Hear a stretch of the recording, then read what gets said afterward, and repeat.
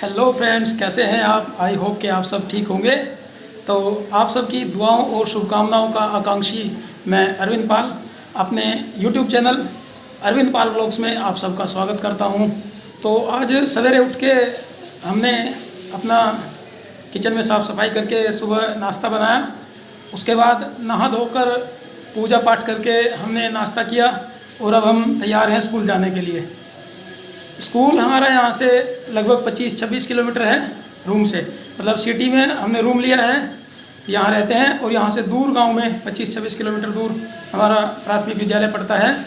आज मैं आपको अपने स्कूल का रास्ता, अपना सफ़र और अपना स्कूल ये सब अपने इस वीडियो में दिखाने जा रहा हूँ और उम्मीद करता हूँ कि आप लोगों का प्यार भी मेरे ऊपर ऐसे ही बना रहेगा। स्कूल चलने की हमने तैयारी कर ली है। ये मास्क, सैनिटाइज़र और ये पानी की बोतल अपने साथ में लेके चलूँगा और हम निकल रहे हैं स्कूल के लिए।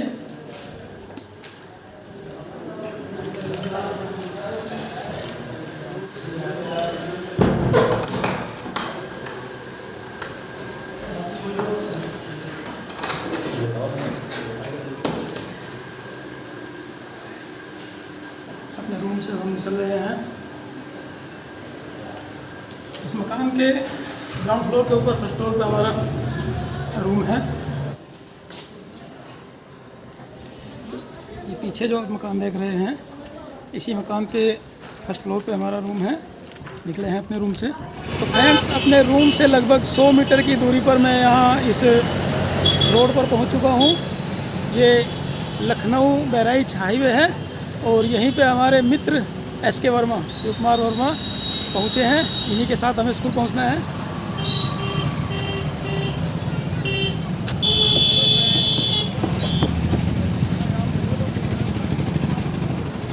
ओ भैया,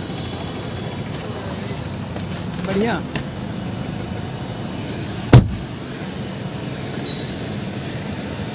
चलेगा? अरे कैसी यहाँ बहराइच से हम निकले हैं लखनऊ रोड की तरफ। और आपको मिलवाता हूँ अपने मित्र SK Verma, Shiv Kumar Verma from Jhansi. Hello friends, पीछे बैठे हैं मोहम्मद शादाब। मोहम्मद शादाब हमारे साथ हैं। तीनों लोग हम टीचर हैं। तो बहराइच से लगभग 3 किलोमीटर बाहर निकलने के बाद हम लोग राइट टर्न लेंगे यहाँ से सीतापुर वाले रोड पे। ये जिस रोड पे हम लोग चल रहे हैं ये सीतापुर को जाता है, लेकिन आज से कुछ समय पहले ये रोड जो है केवल बहराइच तक ही सीमित था। लेकिन यहाँ पर उत्तर प्रदेश का जो सबसे बड़ा नदी पुल है वो चिल्हारी घाट जो है घाघरा नदी पर बना हुआ है, जिसके लिए अभी हाल ही में विधानसभा से एक आदेश पारित हुआ है जिसमें घाघरा का नाम सरयू रखा जा रहा है। तो मिस्टर SK वर्मा की आपने काबिलियत देख ही ली होगी। UPSC के कम्पिटिटर हैं, ये तैयारी कर रहे हैं। हमारी शुभकामनाएं इनके साथ हैं कि कलेक्टर वगैरह जल्दी से बन जाए, हम लोगों की शान और ज़्यादा बढ़ जाए। और जिस पुल की बात कर रहे थे, चिल्हारी घाट नाम से जाना जाता है, घाघरा नदी पे वो पुल बना है। उसकी लंबाई लगभग 3.5 किलोमीटर या 3.6 किलोमीटर लगभग है। कुछ है लगभग यूपी का सबसे लंबा नदी पुल है। किसी दिन हम जाएंगे उस पुल की यात्रा करने, आप लोगों को सैर कराएंगे चिल्हारी घाट की। रोड के दोनों तरफ कितनी हरियाली है, काफ़ी संख्या में पेड़ पौधे यहाँ लगे हुए हैं। बड़ा आनंद लगता है इस अद्भुत नज़ारे को देखते हुए, बड़ा मज़ा आता है। और काफ़ी चौड़ा रास्ता भी है, ये डबल रोड है। हालांकि वो सिग्नल वाली पट्टी, इसमें वाइट पट्टी अभी नहीं लगी है, नया ही बना है रोड। तो ड्राइविंग करने में भी मज़ा आता है। दोस्तों, ये जो हम लोग जहाँ चल रहे हैं ये बहराइच जो है ये बहुत ही ऐतिहासिक स्थल भी है और इसका हमारे स्वतंत्रता संघर्ष से भी बहुत ही गहरा नाता रहा है। स्वतंत्रता संग्राम से यहाँ पर एक एका आंदोलन हुआ था जिसके मदारी पासी ने यहाँ से विद्रोह किया था अंग्रेज़ों के समय पर। और यहाँ के महाराज सुहेल देव का तो नाम पूरी दुनिया जानती ही है और ऐतिहासिक नगरी है। यहाँ के सुहेल देव जो राजा थे, इन्होंने उस समय जो है महमूद गजनवी जो थे उनके जो भांजे कहे जाते हैं सलार महमूद, तो उनसे उन्होंने और राजाओं का संग बना करके लोहा लिया था और इस लोकसभा का चुनाव का जो इस बार शंखनाद किया था मोदी जी ने, तो वो यहीं बहराइच से ही किया था। और बहराइच की जलवायु बहुत ही विशिष्ट प्रकार की है। यहाँ पे वायु में नमी रहती है और यह मतलब यहाँ का मौसम हमेशा खुशनुमा रहता है। घूमने के लिए यहाँ पे बहुत कुछ है। और करतनिया घाट जो कि बाघों के लिए बहुत फेमस है, हाथियों के लिए फेमस है। और जो नदी घाघरा है, अभी जहाँ से निकलेंगे हम लोग, तो वो जो घड़ियाल होते हैं उनके लिए बहुत ही मतलब यहाँ मात्रा में घड़ियाल भी पाए जाते हैं। और यहाँ की प्राकृतिक छटा तो अब बस आप ये समझिए कि देखते ही बनती है।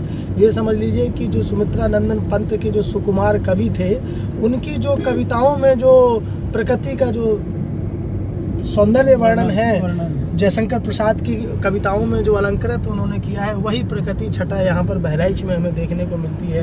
यह अभी देश दुनिया से उतना कनेक्ट नहीं है, हालांकि पिछड़े जनपदों में आता है, लेकिन यहाँ की प्राकृतिक छटा बहुत ही मनोहर है। यहाँ करतनिया घाट है जहाँ बाघों की बहुत सारी मात्रा है में पाए जाते हैं। बाघों की संख्या सबसे ज़्यादा उत्तर प्रदेश में लखीमपुर खीरी और बहराइच को मिलाकर ही है। लगभग यूपी में 172 के लगभग बाघ हैं। और दुधवा और यहाँ का ये करतनिया घाट दोनों को मिला करके जो पूरा है वो रेंज बनी हुई है। रेंज बना है। हाँ, ये यहाँ पूर्व तक जंगल है। पूर्वा ये पूरा जंगल पड़ता है बहराइच में। और यहाँ की उत्तर प्रदेश की सबसे खूबसूरत जनजाति कही जाती है थारू जनजाति। सबसे सुंदर जनजाति है पूरे इंडिया की, मतलब उत्तर प्रदेश की नहीं, पूरे इंडिया की सबसे सुंदर जनजाति जो है वो थारू है। थारू जनजाति है, वो यहीं बहराइच में ही पाई जाती है। फिलहाल हम लोग पहुँचे हैं भगवानपुर, जो हमने बताया था।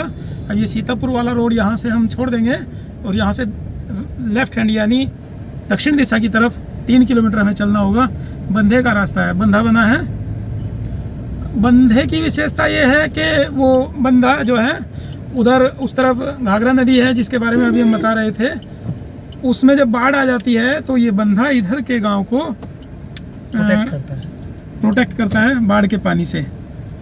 अभी जुलाई अगस्त के महीने में जो बरसात का सीज़न होता है, हर साल अक्सर घाघरा नदी में बाढ़ आती है तो गांव के गांव बह जाते हैं कटान में।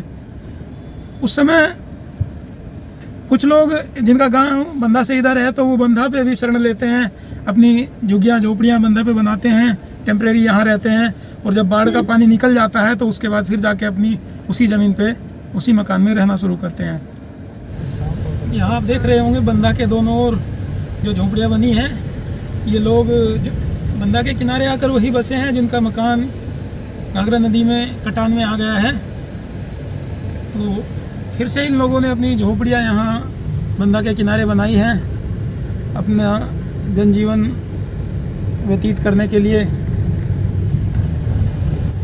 सामने ये जो आप कैमरा देख रहे हैं, सामने जो झोपड़ियाँ देख रहे हैं, ये वो लोग हैं, लगभग 8000 के सब लगभग लोग हैं जो घाघरा नदी की कटान से प्रभावित होकर विस्थापित हो गए। इनके गांव कट गए, ज़मीनें कट गई, कुछ नहीं बचा इन लोगों के पास में। देखिए, न इन लोगों के पास में लाइट है, न पानी है, न बिजली है, कुछ भी नहीं है। संसाधन के नाम पर बस जैसे तैसे इनकी जीविका चल रही है बेचारों। यहाँ के कुछ गाँव में तो अभी सौभाग्य योजना के तहत पिछले साल ही बिजली आई है। हाँ, तो वरना अब तक ये लोग बिना बिजली के ही अपना जीवन व्यतीत कर रहे थे।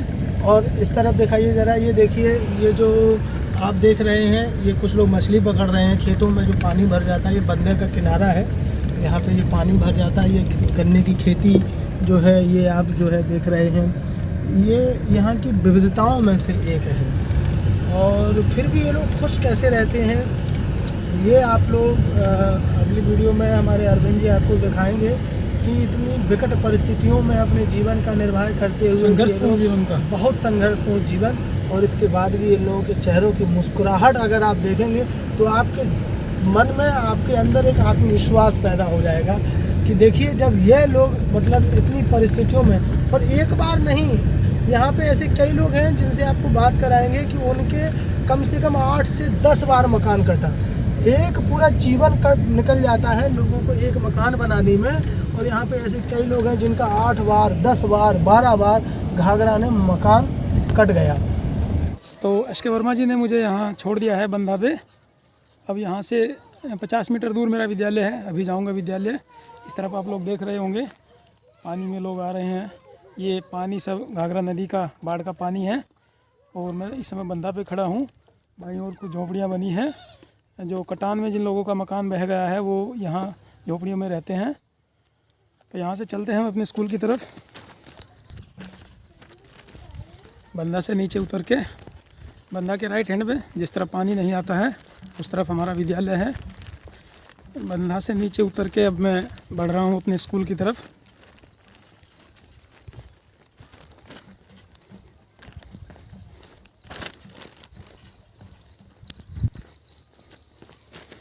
और यहाँ भी आप देख रहे होंगे इस तरफ ये गन्ने की खेती है और इस तरफ धान की खेती है। ये खेती बंधा के इस तरफ है तो पानी से, बाढ़ से बच गई है। बाकी जो खेत बंधा के उस तरफ थे उधर की सब फसलें बाढ़ में डूब गई हैं। यहाँ के लोगों का जीवन बहुत संघर्षपूर्ण है। बाढ़ जिस समय आ जाती है उनका राशन, पानी, कपड़े, चारपाई, झोपड़ियाँ सब बह जाती हैं। किसी तरह से वो लोग फिर से बैकअप करके अपने आप को, अपना जीवन शुरू करते हैं दोबारा से। तो देखिए अपने विद्यालय के गेट पे मैं पहुंच चुका हूं। बाहर से अपने स्कूल का कैंपस आपको हरा भरा दिखाता हूं। ये पेड़ पौधे सब हम लोगों द्वारा लगाए गए हैं। अंदर भी जाऊंगा तो डिटेल से सब बताऊंगा। एक बगीचा हम लोगों ने लगाया है पेड़ पौधों का। ये देखिए कितने सारे हरे भरे पेड़ पौधे।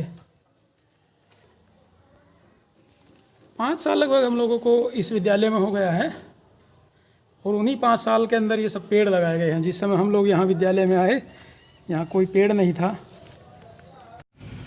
तो फ्रेंड्स अभी हम पहुँचे हैं अपने स्कूल और आज हम आपको अपने स्कूल में अपना कैंपस, क्लासरूम्स और एटमॉस्फेयर सब यहाँ दिखाएंगे। शुरुआत करते हैं सबसे पहले बरामदा से। ये हमारे स्कूल का बरामदा है। कायाकल्प कार्य योजना के तहत विद्यालय में टाइल्स फर्श पे और दीवारों पे टाइल्स लगाई गई हैं और बढ़िया पेंट भी किया गया है। तो देखने में बहुत सुंदर हमारा विद्यालय लगता है। हमारा शैक्षिक स्टाफ, शैक्षिक और गैर शैक्षिक स्टाफ, ये दोनों रसोइयाँ हैं हमारी, बच्चों का खाना बनाती हैं। जैसा कि आप लोग जानते ही हैं कि बच्चों के लिए विद्यालय आजकल बंद चल रहे हैं, इसलिए हमारे क्लासरूम्स भी बिल्कुल सूने सूने हैं बच्चों के बगैर। देखिए क्लास में ब्लैक बोर्ड के बजाय ग्रीन बोर्ड लगाए गए थे। दीवारों पे टाइल्स लगी है, फर्श में टाइल्स लगी है और छत पे पंखा लगा है, लाइट का कनेक्शन है। क्लासरूम्स हमारे बहुत बढ़िया हैं। 4 खिड़कियां हैं क्लासरूम में, एक ये है, दूसरी उधर है और 2 इस तरफ की दीवार में है, वो बंद है और ये वाली बंद है, इधर गली में खुलती हैं। एक क्लासरूम में 4 खिड़कियां, एक इधर। बच्चों के बगैर स्कूल बिल्कुल सूना सूना लगता है। ये हमारा पहला क्लासरूम है, को दिखाते हैं इसी तरह, इसी लाइन में, इसी बरामदा के पीछे। ये हमारा दूसरा क्लासरूम है।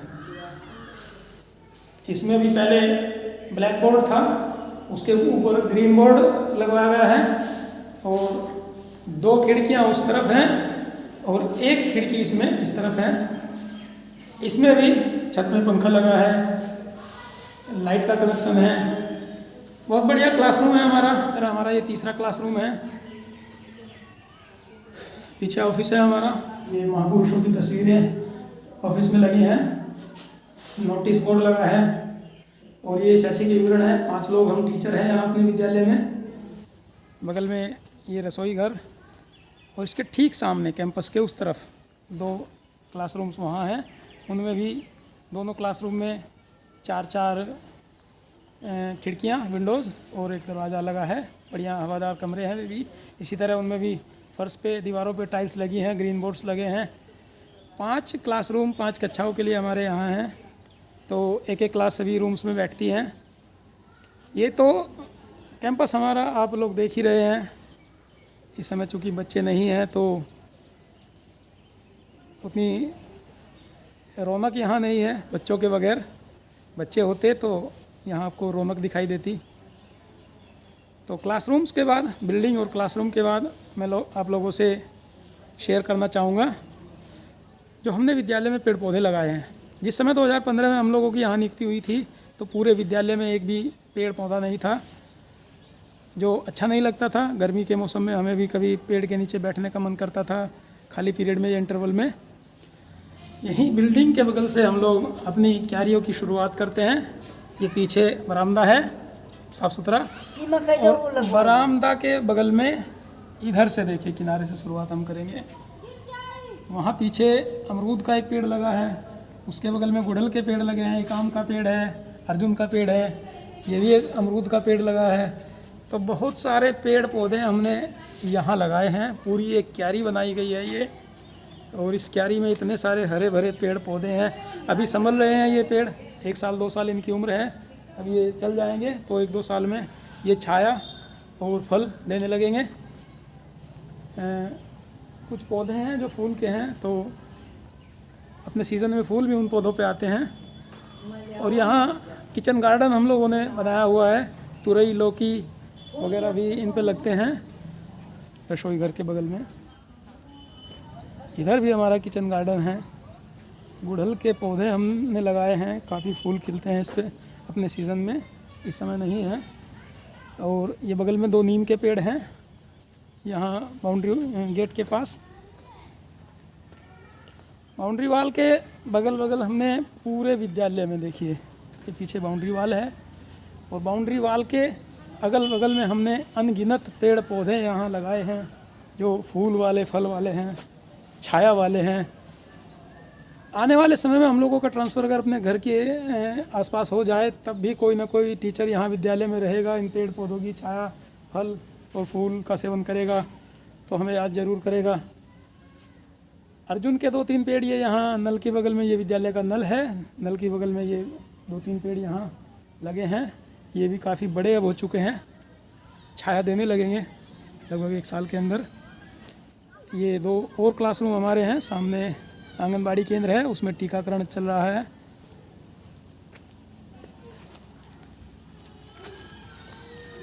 पाँच क्लासरूम्स और ऑफिस रसोई घर के अलावा एक अतिरिक्त कक्ष हमारे यहाँ है। उसके सामने भी हमने तमाम पेड़ पौधे लगाए हैं। हमारे विद्यालय में इतने पेड़ पौधे हैं कि कोई गिनती नहीं कर पाएगा, और जिस समय फूल इन पर खिलते हैं अपने सीज़न में तो फूलों की गिनती कर पाना भी मुमकिन नहीं होगा। देखिए कितने हरे भरे पेड़ पौधे जिनकी उम्र केवल 2 साल है, जो हमारे अपने हाथों से लगाए हुए हैं। इन्हें देखकर हमें उतनी ही खुशी होती है जितनी किसान को अपनी फसल को देखकर होती है। तो दोस्तों, आप लोगों को हमारा विद्यालय कैसा लगा ज़रूर बताइए, कमेंट करके ज़रूर बताइएगा। हमारे इस वीडियो को लाइक कीजिए, शेयर कीजिए और हमारे चैनल को सब्सक्राइब कीजिए। धन्यवाद।